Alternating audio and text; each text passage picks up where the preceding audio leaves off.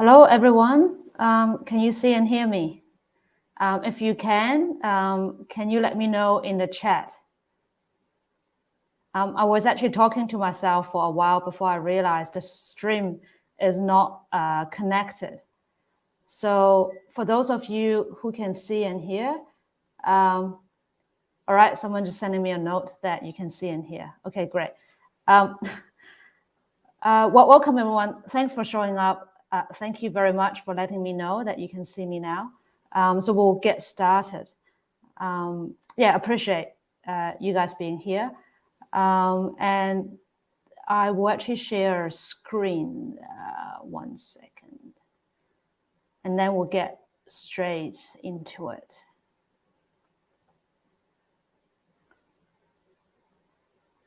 All right. We can all see, yeah? We can all see the shared screen as well, yeah? Cool. Yeah, so thanks for showing up. Today's session, hopefully we can walk through the Acala Exodus plan. Turn off the light next to me. All right, 1 sec. Let me change an angle. Hopefully that's better. Is that better? Yep. Yeah, so today, hopefully we can walk through the Exodus plan for Acala, and that's actually a new roadmap and also an upgrade to the Acala Network protocol, and a lot of new stuff that we are bringing onto the play. But also, of course, there's also a path forward for aUSD that everybody is looking forward to. But before we go into it, the name. So Exodus. For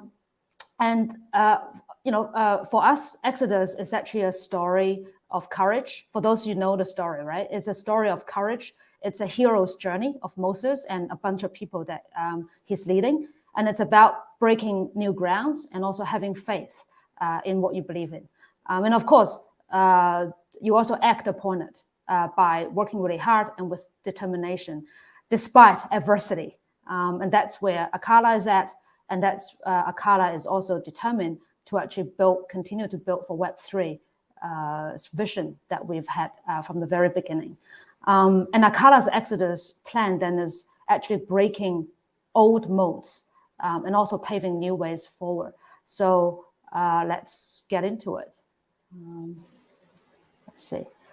Yeah. So and then as I mentioned, the plan is actually quite a bold and big plan. For those who already read through it. If not, hopefully today's session is comprehensive enough for you to get a feel of where we are heading. It is an overhaul and upgrade of the Acala Network protocols, and it is looking relatively long-term and for growth and also for sustainable growth as well. And the new product roadmap specifically will actually help us to build a liquidity layer in Web3 finance.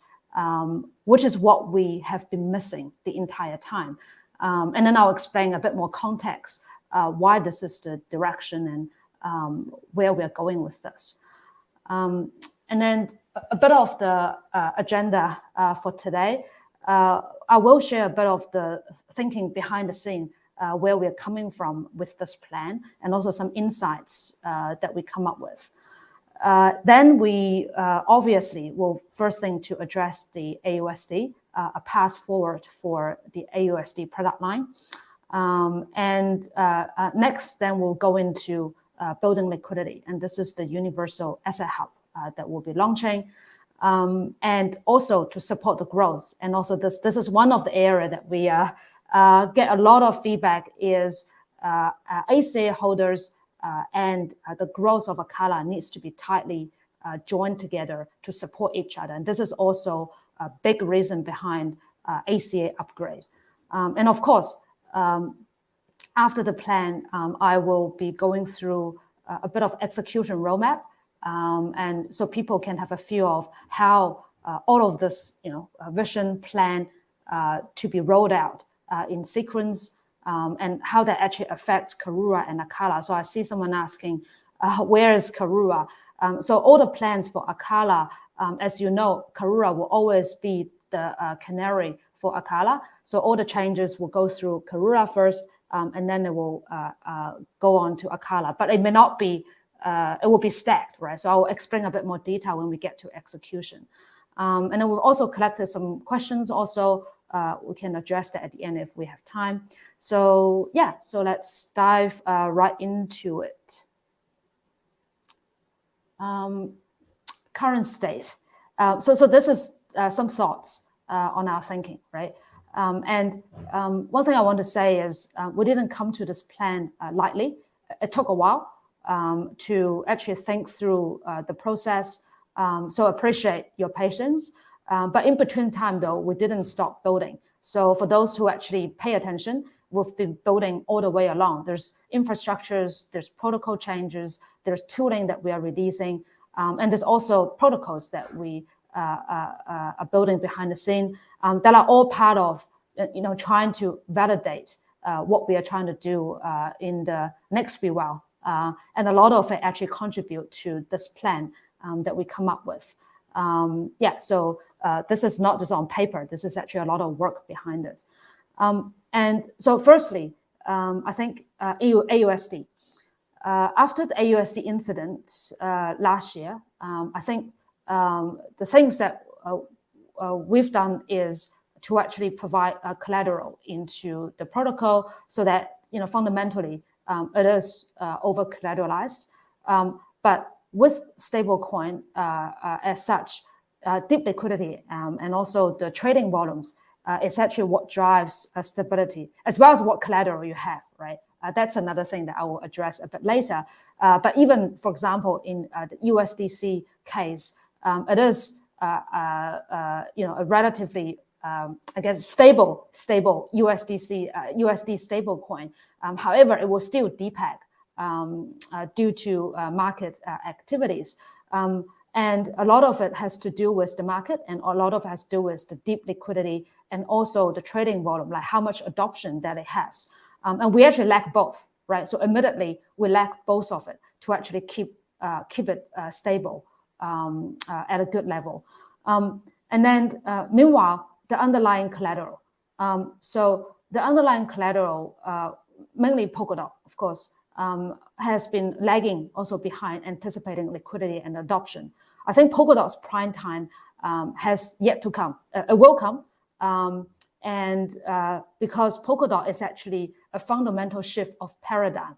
If you're looking across, there's L2s, there's various different sharding mechanisms. So Polkadot, in terms of mechanism and technological advancement, is still unmet in the market, in the innovation space. So there's our faith in the Polkadot ecosystem. However, as a builder, you have to kind of adapt to the market and kind of be humble to what happened in the market and the surrounding environment, because there is a timeline for when things are happening, and there's also cyclical events happening in the crypto space as well. So and then in terms of Polkadot, I think we as a builder, we actually need to build to actually help accelerate its adoption. This means not just building at the debt layer, the protocol layer, but also at the liquidity layer. And this is where we are heading as well. And that's what's missing, right? And if we want to go a little bit further on that, is we actually, on that, we lack a number of the enablers for ourselves. And then that's us to actually be blamed for that. Especially, I think from last year, when we look at some of the protocols on Ethereum, they are actually, in terms of mechanism, they are converging on vertical integration. So that's where we started. So we started to build aUSD as a stablecoin, but also build LSD, L dot, as the collateral base, and also integrated DEX for liquidation and also liquidity. And you can see protocols on the Ethereum side start to become This is becoming an emerging trend in DeFi over in Ethereum. Namely, you can see Maker is making the move to build their own integrated DEX, as well as LSD of their own, like ETHDAI. as well as Curve, starting from the other end, starting from the DEX end and building a stable coin, and also using something similar for liquidation, a multi-layer of liquidation. So in terms of mechanism, I think that's what is happening. But obviously, the lessons we learn or the insights we get is we are missing other pieces to enable all of this to be bootstrapped and then to get to a level that is actually useful and being adopted. And one of the things is liquidity, and the other thing is asset variety and diversity.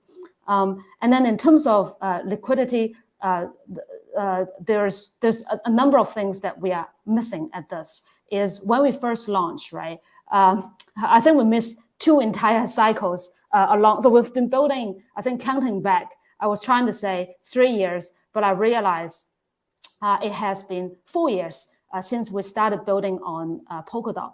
I think in 2019, that's when we started.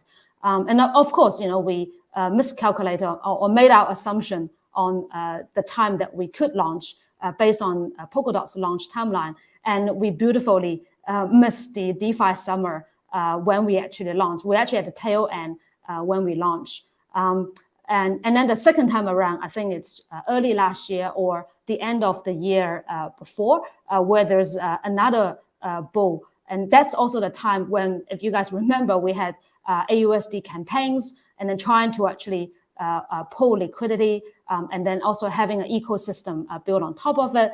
However, at the time, I think it's a heavy lifting, although things are happening quite a bit outside of the Polkadot ecosystem. But we also didn't manage to, at least not to our expectation, the development or the progress or the growth that we want to see it happen, right? Because fundamentally, I think liquidity and also the adoption, which is the trading as well as the utilization of the stablecoin didn't go as what we anticipated.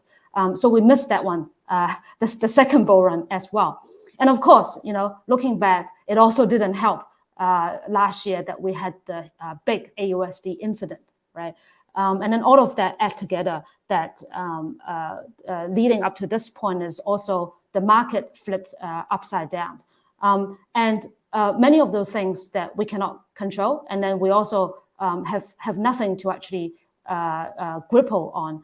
But the lesson that we are learning is looking at that in terms of mechanism, we are there, but also in terms of liquidity, we are not there at all as an individual protocol or as an ecosystem. And that's why this is an area that we want to address and we want to continue to build so that all the protocols on top of it, the actual products on top of it, will have something to lift off, will have something to be able to bootstrap or to actually grow a point. And previously, we only have the protocol, we only have the product, but we don't have the enabler to make it actually happen. So that's one of the very big lessons learned that we had there. And of course, I can go a little bit further on the stablecoin thesis that we thought through. And obviously, we have looked at the stablecoin mechanism progression in the past 4 years, right? Because the white paper and the mechanism was, created 4 years ago and developed, 3.5 years ago. And looking at the stablecoin today, many of the stablecoin that we look up to, for example, Maker and other over-collateralized stablecoin that aim to be decentralized are all converging. They are in order to gain stability and also scalability, they are converging on using USD-like assets as collateral. And then for those of you who thought through this problem, then there's a big problem with it, because then you start to have regulatory risk, centralization risk, and also now economic risk because of the US dollar outlook. And in that regard, I think for builders in the stablecoin arena needs to rethink about the mechanism, whether it still makes sense. Because if everyone is converging, the question is, why don't you just use USDC and USDT? So on Acala, we already support USDT, and very soon other stablecoin as well, right? So if those already fulfills all your needs, and you are compromising your decentralized stablecoin in centralization, then why don't you just use USDC until some better mechanism that comes up that can fulfill the decentralization or Web3 goals that we have. And that's also an area that's under our research and development, that we want to come up mechanisms that when we actually launching a new stable coin, when our liquidity is ready, that we are able to do so. And then in the meantime is what happens on Ethereum L1 and L2 Ethereum merge, and a lot of things are happening over there. While I think the downturn or the bear market actually takes away the hype factor for every other copycat, right? And this is where you actually need captive liquidity, and also really real use cases that people are interested in to actually stick along. And this is also something that we take into consideration when we come up with the plan. So right now, Acala still have the leading native assets, Polkadot assets for TVL. So we didn't go in the last run. We didn't massively pull in external assets. So we mainly rely on Polkadot native assets, namely DOT, as well as other parachain assets, and also native assets on Acala for all the activities. And then of course in the plan that this will continue to be the main sort of asset base, but also now we have some enablers in terms of the tech, that we have the multi-chain router that will be able to route liquidity from any L1, L2 to and from any parachains. So that will also enlarge our sort of scope in terms of building this liquidity hub. So that also goes into consideration of our new roadmap as well. And lastly, and I think this are the few areas that we think you may or may not agree be the new trend, where I think when the next bull returns, some areas will actually add tremendous value to the space that we are in. One is the aUSD5. So for those who don't know, it's like liquid staking derivative or liquid staking token, and also the DeFi products that build on top of it. That's an area that's very, very interesting and trending. And of course, that's an area that we've been building for the last 4 years as well. And also hi-fi. So there's also institution play in that area as well, and specifically in the liquid staking area as well. And also revival of DEXs as some of the centralized exchange start to have challenges of their own. So taking all of those in is where we think there's a unique opportunity for Acala, because we have been building in those areas for a long time. We've got the builder skill, and also we've been partnering up folks who are in the aUSD area to build in the last wee while as well. And there's a very positive market feedback and validation for us to be confident that if we use that as the first springboard, and it will actually help us for our plan to be very solid. And then that's where we will hopefully that we can build and innovate, and then to actually really achieve our really long-term goal is unbiased prosperity for anyone and everyone, right? And so now let's go into the juice of the plan, and that's enough like backgrounds and also kind of like thinking, raw thinking that behind the scene. And I'll just go straight into it because I've kind of already talked through the three components of the plan. So there's the aUSD seed pathway for the aUSD product line, and then the universal asset hub. And I'll talk a little bit about the stablecoin plan, as well as how ACA upgrade will actually help tie all of this together and be able to support the growth, and also for ACA holders to benefit from the growth as well. And first thing first, so the pathway forward for aUSD is through aSeed, so aUSD seed. And then the main thinking behind this is we want to offer options, so we need to move ahead. That's for sure, right? And we want to provide options so that folks who want to exit, they have ways and enough time to actually exit their aUSD positions or votes for that respect. But also at the same time, also want to offer those who want to stick along and then support Acala's future growth.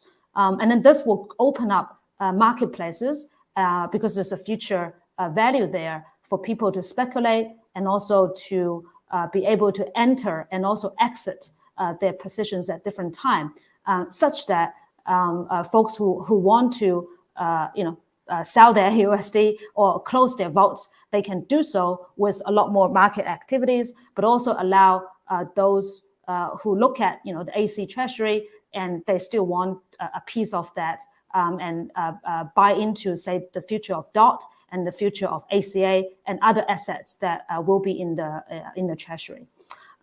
So how this will work is on launch, aUSD will be converted to aSeed one-to-one across all avenues. So if you hold aUSD, then you'll be holding aSeed on your account balance.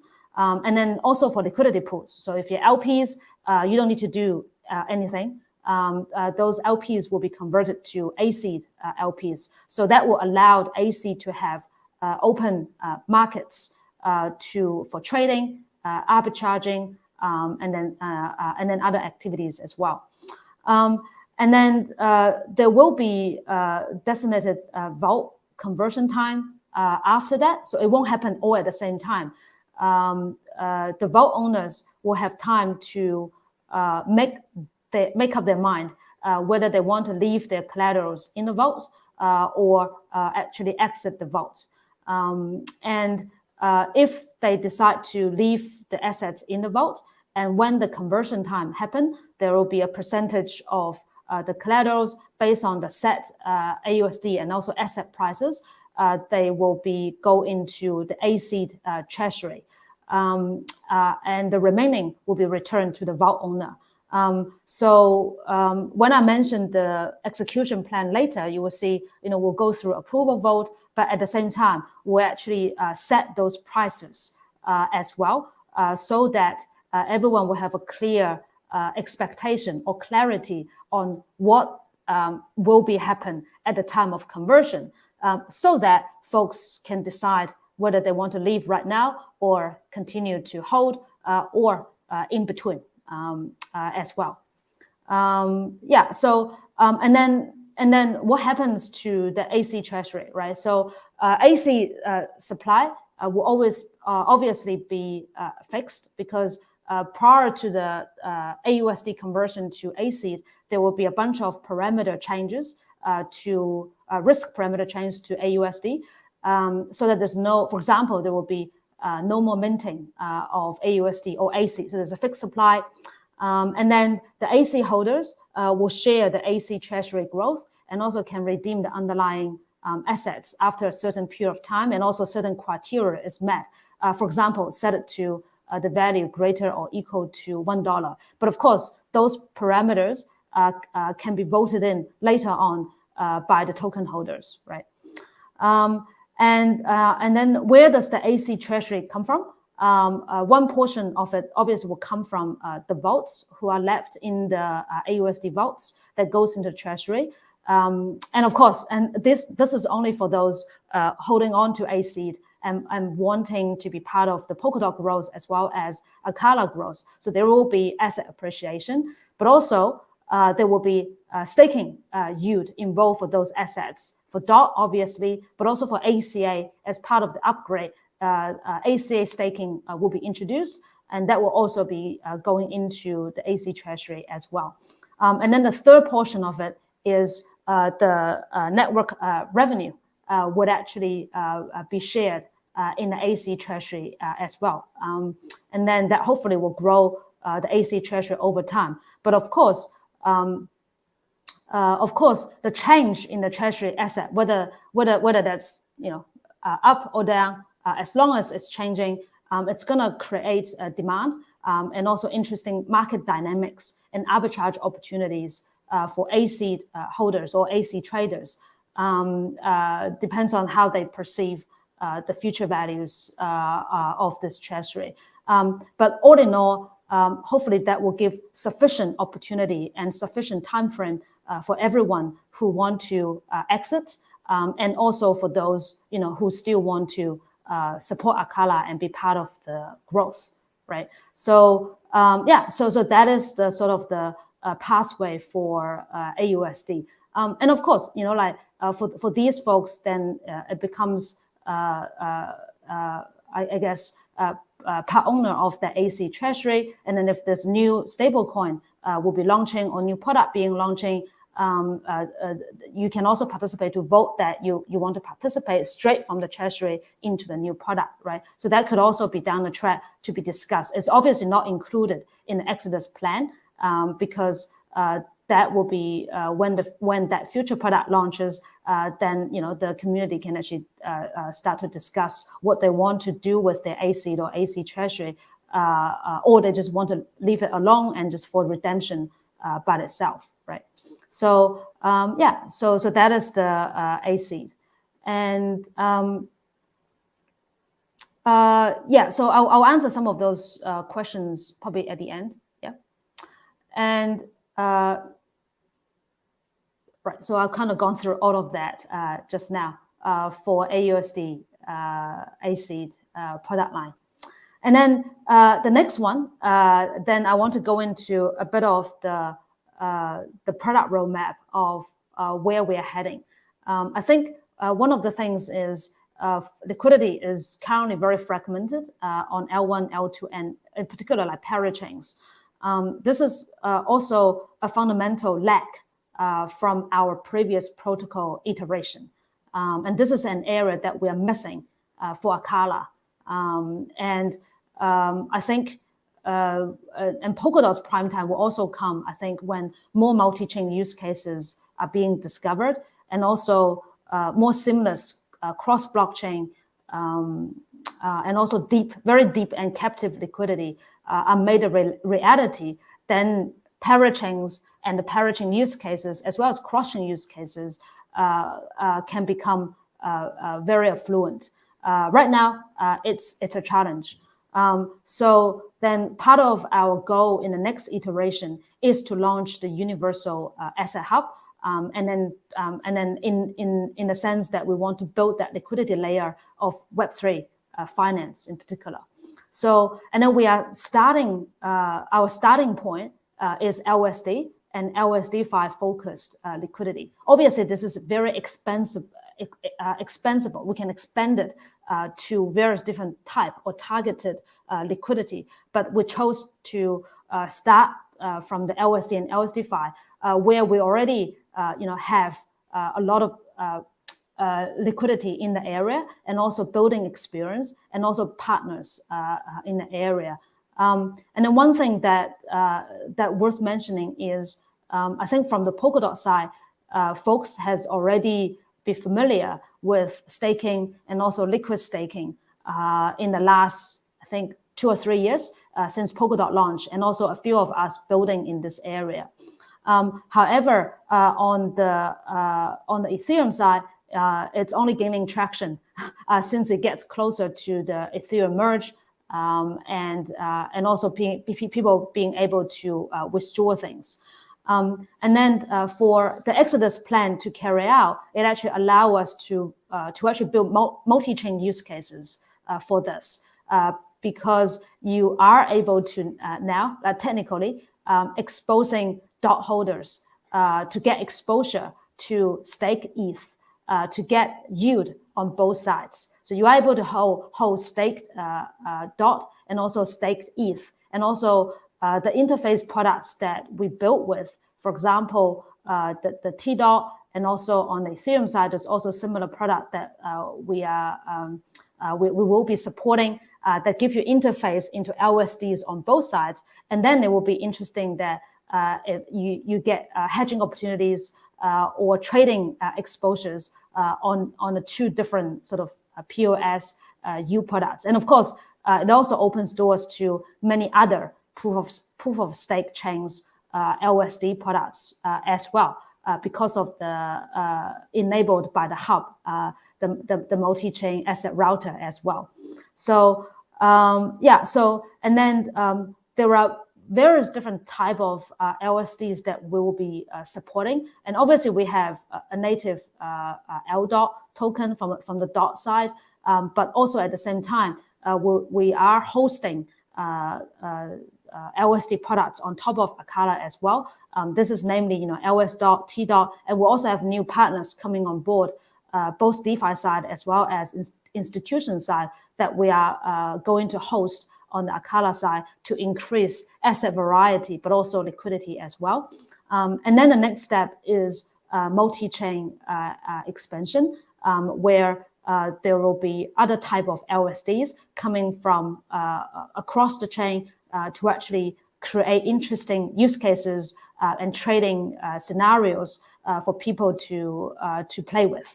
And some of this actually coming from what we've already built with. So in the past that we've already built, say, those of you know, built with T-Dot, built with the LS dot teams, and then some of it actually coming through from building the last couple of months on and getting to partner up with the Tap East team, and also some other partners on the other side. So to line up with the liquidity partners that we can actually build with and create interesting products for real cross-chain use cases. And then the feedback is quite positive, because people actually appreciate a lot of the stuff that we built on the Polkadot side that are really deep tech, and also mechanism-wise is really advanced. And then if it coupled with deep liquidity and also a lot of active, buoyant user activities, and then will be the turning point for Acala and also the adoption of the parachain ecosystem as well. And then, I'll go into that a bit more in detail. Is on top of, so how you actually visualize all of this is the Universal Asset Hub is actually supported. Underneath it is our asset router, and then that will support XCM, obviously, but also the wormhole bridge, which allow us to get access to L1s, various different type of L1s, and also L2s. But the asset router that we built allows you to do one transaction that you can route assets across all of these chains at once. And that's only just the tech side, right? And then with the asset router on top of it, and this is where our Acala EVM Plus that comes in to serve as the debt platform. This is where we can build LSDFi with applications building on top of it that allows many different use cases to be made possible. So for example, we'll be launching the Euphorids liquidity dApp on top of the Universal Asset Hub. So that will be a smart contract application where it will actually provide farming opportunities from starting for DOT and also DOT aUSD products, and then creating liquidity vaults to actually help bootstrap the Universal Asset Hub. And then later, this can obviously be easily extend to support the Ethereum side of the aUSD and also other multi-chain aUSD liquidity vaults, and creating interesting use cases for different sides of the holders, aUSD holders, to get exposure to other type of aUSDs and for trading and for hedging and etc. And then this will obviously comes into play is the ACA tokenomics to support all of this, which I can go into more detail in the next session. But just for how it will work is the ACA token holders, they will stake in the ACA farm, and then they will be directing where the ACA emission will be going to support the dApps or support the projects on the liquidity pools.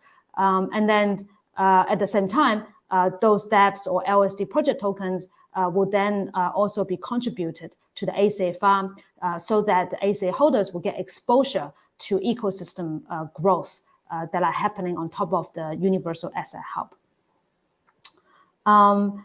And then in terms of launch, I just mentioned the Euphrates dApp that will be launching, and it will be boosted .aUSD vaults and later for multi-chain aUSD farms. And also there will be a bunch of launch partners that will be announcing. And then, it will start to be powered by the dApp Hub, which is the built on top of the Acala EVM Plus, and line up a pipeline of new partners and dApps to come and build on top of the Universal Asset Hub. So that is the sort of the goal for the Universal Asset Hub. And then later on, I will have an execution roadmap. I see someone is asking how does this all come to in fruition in terms of execution. So I'll try to get there relatively quickly. And then one of the last pieces to connect all of this together is the ACA token. I think the Acala network has grown way beyond the original ACA scope that actually has very limited utility to support the new growth, especially after we have the EVM Plus and also new infrastructure that we've built. So the plan here is really trying to connect the ACA holder and their engagement and their motivation to the network growth. And in turn, they can also grow with the network and the ecosystem. And I've kind of alluded to how that will work when I explain the Universal Asset Hub.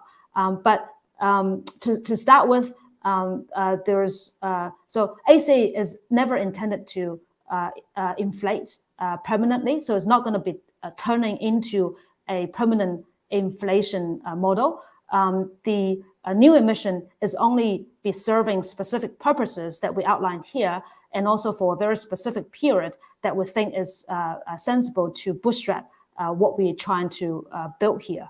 And then part of the emission will be dedicated to ACA farm for long-term ACA staking, and part of the ACA emission will actually go into specific ecosystem growth, namely the liquidity growth, as well as the dApp growth, as well as any other places that can help bootstrap liquidity as well as adoption. And then, of course, in turn, there will be dApp token contribution and also pool participant token contribution back into the ACA farm, and where the ACA staker will enjoy a share of it. And also as part of it, the ACA staked assets will also can be served as part to support the network security as well. And a portion of it, not in the first iteration, but in the later iteration, that it can used as to support network shortfall in case when that happens. So it's almost like in terms of, in Polkadot's terms, almost like a slashing when a bad actor happen on the network. And also there's a burn mechanism as well. So the burn mechanism comes in two parts. One is ongoing. So this is actually leveraging the substrate platform that we're building on top of. Is every spending period, then the unspent ACA in the treasury will get burned. So percentage will get burned. And of course, this parameter will be voted in at the same time of when emission get votes in. And then, and we think it's not enough. So this is like a building feature for the treasury, but then we think that it may not be enough. So the second component for the burn is burning the amount of fees that earned over a period of time. And obviously this is not a building mechanism. So this can only be done periodically. That makes sense. So for example, maybe over a 6 months period, then you can then you know how much fees that the network has been generated, and then you can, via governance, then vote to burn those ACA that are unspent, right? And then over time, hopefully, as we grow, then making ACA then become deflationary in the future. So yeah, so that is the sort of the quite a quick overview of what happened for ACA tokens. And I won't go into that. Yeah, so and then for all of this to make sense, there's obviously some long-term pools that will be supporting, and this will be like ACA pools to really build up the liquidity there, so that ACA becomes that currency that trades against like DOT and other aUSD token project tokens, etc. Of course, USDT and USDC, those are by default. And then obviously the aUSD pools, and this will be interesting because there will be LSD to LSD pools, LSD to DOT pools, and also to USDT, USDC pools that can be part of that long-term LPs. And then the new ones then can be voted in later on via governance as well, when that makes sense to ACA holders, right? So yeah, so and then have I covered all the stuff that are ACA tokens? Yep, I think it has. And then so the whole point of we are doing this, obviously one is feedback, and the other thing is we want to find to make a virtuous cycle, so that people can get exposure, like ACA holders can get exposure to ecosystem project growth, especially the ones that they vouch for, they support, right? And then hopefully this will create a flywheel effect to tide all of our liquidity plan, our universal asset hub, as well as how ACA holders participate in all of this building, as well as deploying and growth. So yeah, so that is the ACA upgrade. And then if we going back to the stablecoin topic, are we going to build a stablecoin in the future? And I think first of all, the prerequisite this time for us to launch a new stablecoin will be the universal asset hub has to have the liquidity to be built up. I think that's the big lessons that we've learned is. Liquidity is the missing link. So we're going to build one level lower this time, and then going back to the stablecoin layer. And then if we are to launch a new stablecoin, it will be LSD, potentially LSD centric collaterals with the yield in there to make it really interesting. But also not just that, because there's already stablecoin that purely just use LSDs as collateral. They stay decentralized, but stability and scalability are still a challenge, right? If you look at the biggest, most scalable stablecoin, they always have a centralized element in it, unfortunately. So I think there will be new and refreshed mechanism that will be needed to be created for the new stablecoin. And whether or not it has to be US dollar pegged is a question mark, because as soon as you peg it, then you tie to US dollar like assets to be collateral. So so that certainly will need to be considered when we actually create that new stablecoin. And then if we do so, then hopefully that actually can become a universal currency rather than just a US dollar stablecoin. And this will remain on currently on our research and development, so that hopefully we can come up with that plan and be able to launch that with more details once we have it. Okay, now is the part with execution. So how all of this can come to play. The launch plan is going to be phased. So the execution plan is going to be phased. And to kick it off, there will be an approval vote that will be put forward to for the general direction of the proposal. And then I think at that point, it also makes sense to actually set the aSeed or aUSD.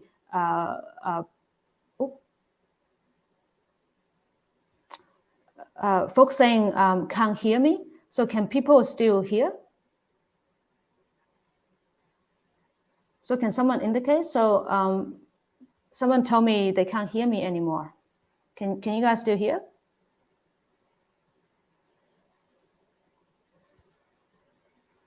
Hello? Can you guys still hear?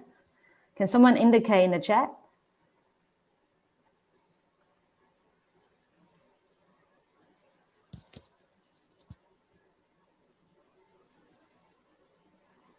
I can hear. Oh, okay. Oh, great. Okay, cool. Sweet. Thanks. I'll carry on then. Yeah, thanks, guys. So I think we were talking about approval vote. So I think in addition to the general direction, also makes sense to create some clarity by setting the vote conversion price there. So including aUSD price and also the collateral price as well, so that people can know upfront what is going to happen, and then so they can actually decide right after that, are they going to hold, are they going to leave, or are they just going to wait it out and see what happened in between time.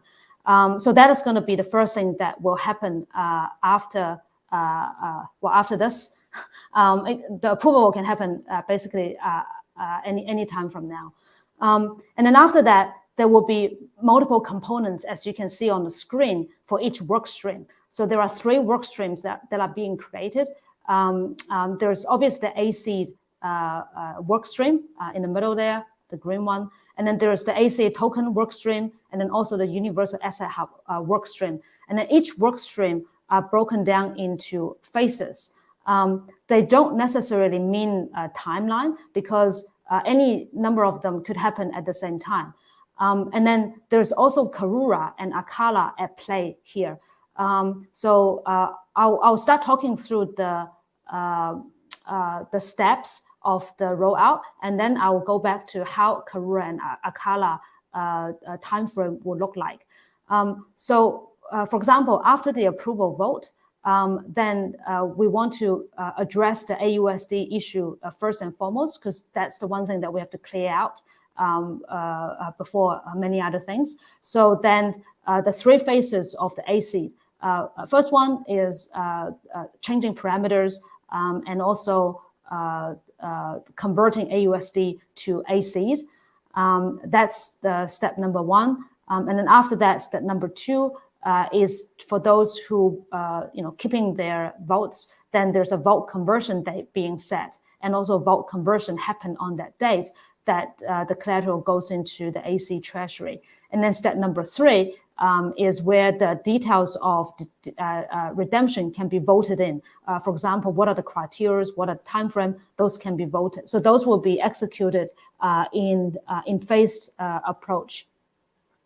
And then for the tokenomics, it will be firstly is the emission vote, and that also means emission and burn can be set up in a vote. So then that will be ready for the Universal Asset Hub launch later on. And then the second part for the ACA upgrade is starting the staking, and then starting to getting the emission into the staking pallet, and then start staking at a certain time. And then the third part of it is introducing the security aspect of ACA staking, as well as various optimization. For example, using dynamic voting to distribute incentive, as well as other aspects of the optimization. For example, you can use a smart contract to actually distribute the token contribution from projects, which is tied to the governance, so that you can have the entire process that are all automated, more automated on the phase 3. And then for the Universal Asset Hub, the first part is actually launching and onboarding LSDs. And then the second part is launching the Euphrates DApp on top of it. and then the third is going multi-chain. There are a bit more detail in the write-up as well. And also for each one of them, there's usually proposals, on-chain proposals involved to actually initialize them. So that will be in more detail then. And then in terms of launching on Karura and Acala, so any of this stuff, especially like changing tokenomics, changing aseed, and then also launching Hub, there will be on Karura first. So for example, well,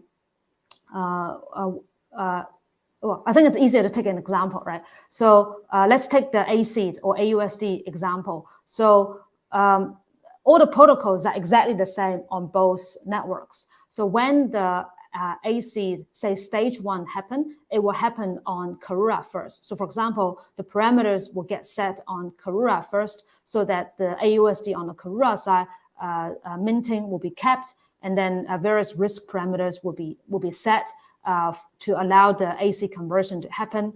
And then the parameter set can then happen on Acala.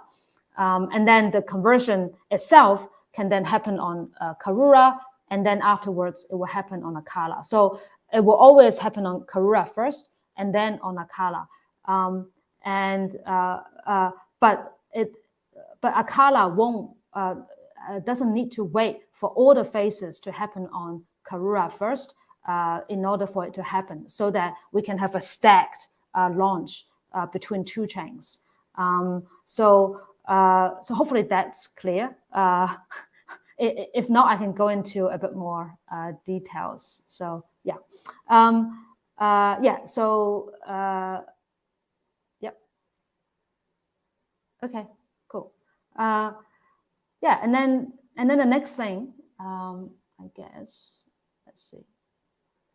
Right. So I think then that's basically to the end is like coming back to benefits. I think for ACA holders, it's quite obvious that I think participation is lacking. I mean, motivation for participation is lacking, and also it's not sharing much growth at the moment. So we want to tie that up by introducing ACA staking and also allowing ACA holders to participate, supporting the ecosystem growth, but also be able to share that growth with ACA holders. And then ACA will also gain a number of utility because of this upgrade, as well as liquidity as well, because of the long-term pools that we are setting up, and then to make it more market resilient. So that's for ACA holders. And then for aUSD participants, that's a way forward. And we have to move forward to create opportunities for folks to either exit or to actually continue to hold. But even you hold, I think hopefully this plan will actually create new dynamics and then also new growth exposure for people who want to continue to hold. So that's the benefit for those guys. And then for the growth for the entire network, then hopefully this plan tied together a number of the elements that still going towards what we have faced in our Web3 vision, that we want to achieve the unbiased prosperity for anyone, anywhere. And then at the same time, very practically, short-term, medium-term, and long-term can create that viral growth strategy with the flywheel effect that we create through the Universal Asset Hub as well as the ACA upgrade. And then at the same time, hopefully, it will actually boost synergy with partners and also projects coming along. And then very importantly, we become truly multi-chain once we fully launch the Exodus plan.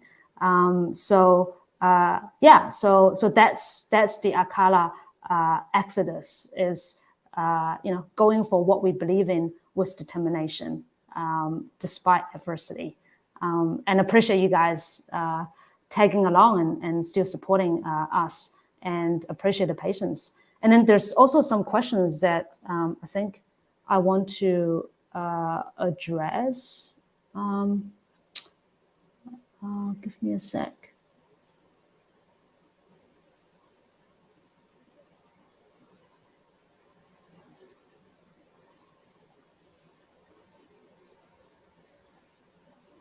Right. So, so questions asking about assets in the AC Treasury. So I think on the Karura side, there may be some KSM and there's also KR, obviously. And then on the Acala side, there's USDC.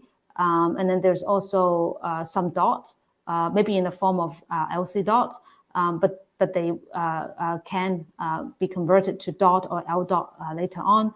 And then obviously ACA in there. And then some of those obviously can go into the AC Treasury, right?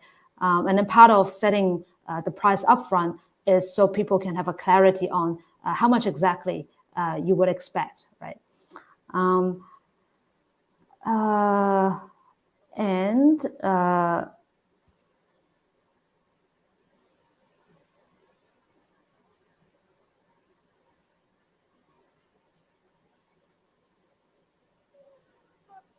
Right.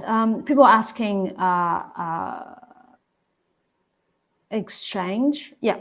So so there's ongoing still resolution with the with KuCoin.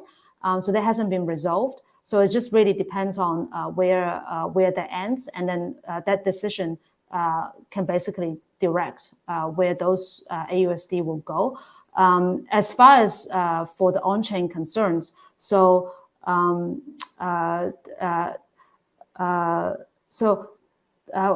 I say direct where it goes, it actually means so right now for anything that's on chain, we are not determining when KuCoin can open withdraw or not. That's all exchange decision making for a chain that basically any centralized or decentralized exchange.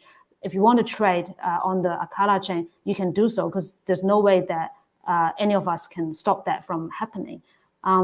However, for the particular aUSD in the KuCoin that is still being under sort of resolution. And then for the ACID plan, this is only covering the on-chain portion. So whatever is on the blockchain, the aUSD will be one-to-one converted to ACID.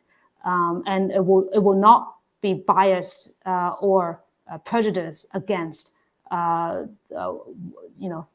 aUSD, whether it's in KuCoin or not. As long as this is on chain, then it will all be one-to-one converted to ACID. And then once it's converted, then you certainly have a redemption be enabled in the future for the AC Treasury.